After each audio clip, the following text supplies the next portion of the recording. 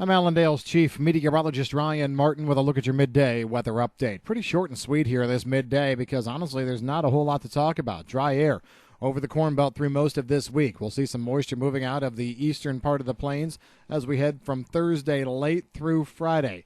This moisture looks like it's mostly going to be over Iowa. That's where we have about 80% coverage, up to an inch of rain. You can see some into southern Minnesota, into northern and central parts of Missouri, and then into Illinois before things fall apart. Those areas, those last three states I mentioned, probably looking at quarter to three-quarter inch rainfall totals. Models continue to say it's not a big deal.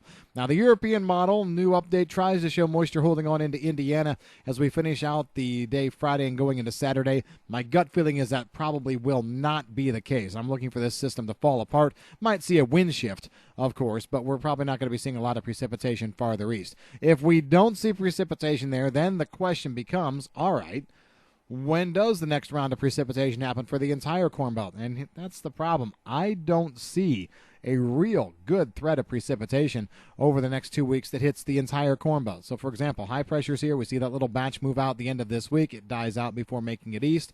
And then we have a mostly dry finish to the weekend, then start to next week. Another front comes into the upper Midwest late Monday into early Tuesday. Kind of falls apart, quarter inch or less rainfall totals, Minnesota, Iowa into Wisconsin, but it really looks like the best moisture comes together in parts of Ontario. So not much to talk about there. We'll see a long tail on that maybe into midweek down over parts of Missouri, but not enough to get too excited about quarter to half inch rainfall totals. The best thing that could happen in Missouri would be thunderstorms firing off, and that looks difficult given the fact that we're not looking at exceptional heating.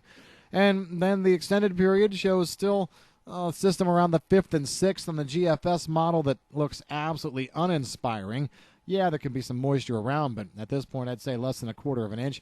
Looking at maybe a better scenario coming together around the 7th or 8th, but models are flip-flopping on that. Part of the reason why, it's 2 weeks plus out. There's plenty of time for that to change. So I think we're definitely moving into a drier stretch here.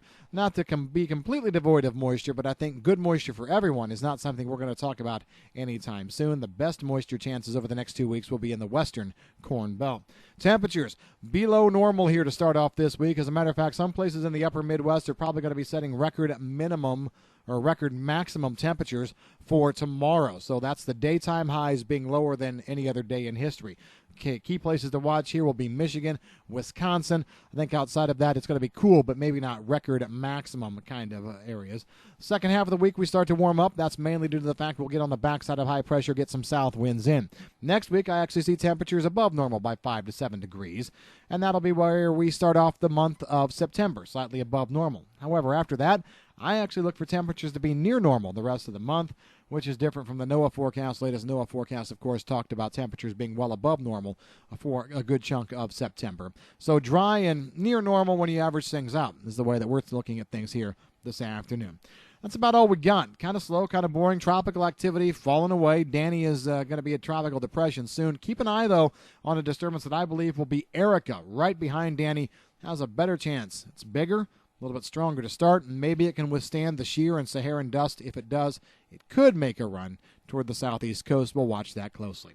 That's the way things are stacking up. Have a great rest of your day. If you've got any questions on the weather, give us a call at Allendale. I'm Chief Meteorologist Ryan Martin.